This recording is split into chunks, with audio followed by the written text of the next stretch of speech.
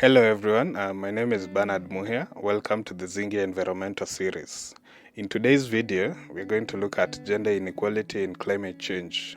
Here's what we know. According to the International Union of Conservation of Nature, the impacts of climate change affect women and men differently. The climate crisis is not gender neutral. Gender equality is a critical missing piece of the climate change puzzle. According to UN Women, gender inequality coupled with the climate crisis is one of the greatest challenges of our time.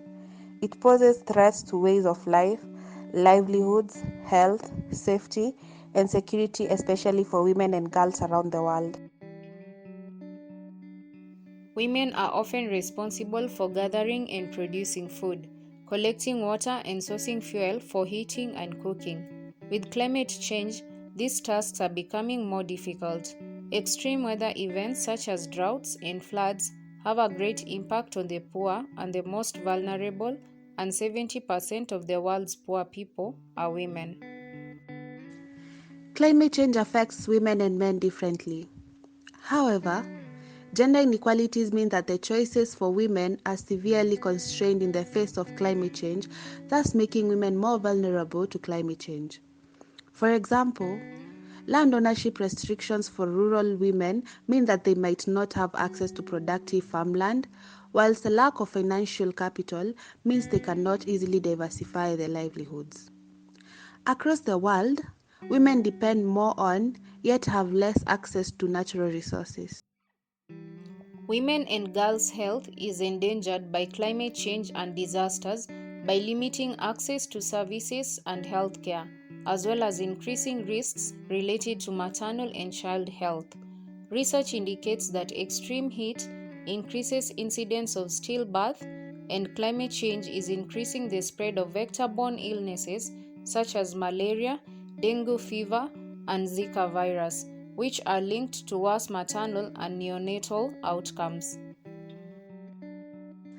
The statistics say that although 39% of women currently work in the agriculture, forestry, and fisheries sectors, just 14% of the agricultural landholders are women. Men are 75% of the parliamentarians, hold 73% of the managerial positions, and are 70% of climate negotiators, and almost all of them are peacemakers. Women can and do play a critical role in response to climate change due to their local knowledge of and leadership in, for example, sustainable resource management and/or leading sustainable practices at the household and community level. Women's participation at the political level has resulted in greater responsiveness to citizens' needs, often increasing cooperation across party and ethnic lines and delivering more sustainable peace. At the local level, women's inclusion at the leadership level has led to improved outcomes of climate-related projects and policies. Gender equality considerations should be mainstreamed into a nation's development agenda to enhance the efficacy of climate change mitigation and adaptation interventions. In addition, gender-responsive financing should be understood from the perspective that gender mainstreaming does not mean additional costs.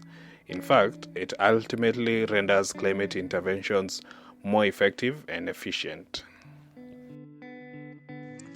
Some of the key areas where gender should be effectively mainstreamed in climate change include policy and planning processes, programs and projects, measurement, reporting and verification, climate financing, and finally, institutional arrangements. A lot has been achieved in favor of gender equality through international and regional frameworks. These include the Universal Declaration of Human Rights, the Convention on the Elimination of All Forms of Discrimination Against Women, 1979, the International Covenant on Economic, Social, and Cultural Rights, the United Nations Sustainable Development Goals, the UN Convention on Climate Change, and the Paris Agreement, and the UFCCC Gender Action Plan, the Beijing Platform for Action 1995, the African Charter on Human and People's Rights, Protocol of the African Charter on Human and People's Rights on the Rights of Women in Africa, 2003, the Maputo Protocol. The African Charter on the Rights of and Welfare of the Child, the African Union Agenda 2063, the East Africa Community Treaty of 1999, the Africa Union Gender Policy 2009, the Intergovernmental Authority on Development, Gender Policy and Strategy 2004.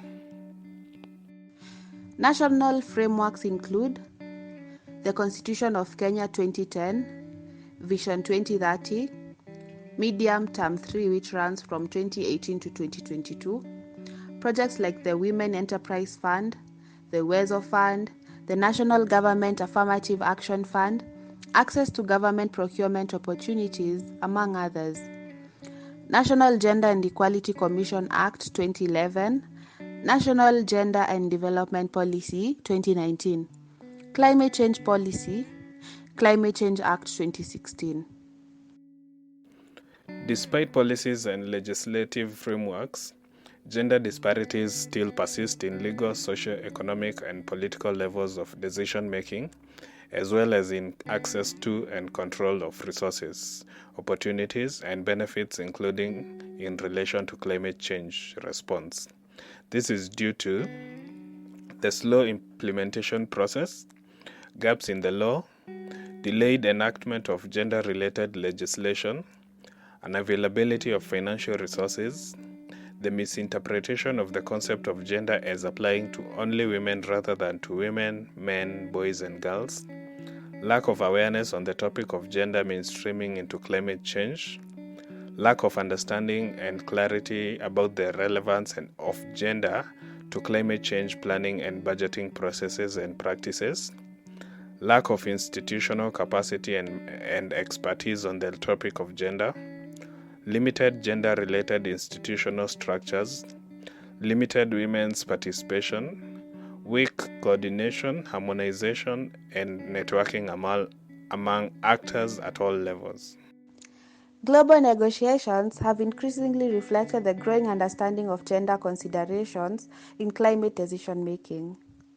Women and girls are also using their voices to demand action to reduce carbon emissions, to include youthful and female voices in climate decision-making, and to raise awareness of the damage humanity has done to our common planet. They include Sweden's Greta Thunberg, Uganda's Vanessa Nakate, Peru's Maria Alejandra Rodriguez Archer, UNEP Champions of the Earth laureates Catherine Heiho and Joan Carling. Others are Dr. Gladys Kalema Zikusoka, founder and CEO of Conservation Through Public Health from Uganda, Jane Goodall, a primatologist and anthropologist.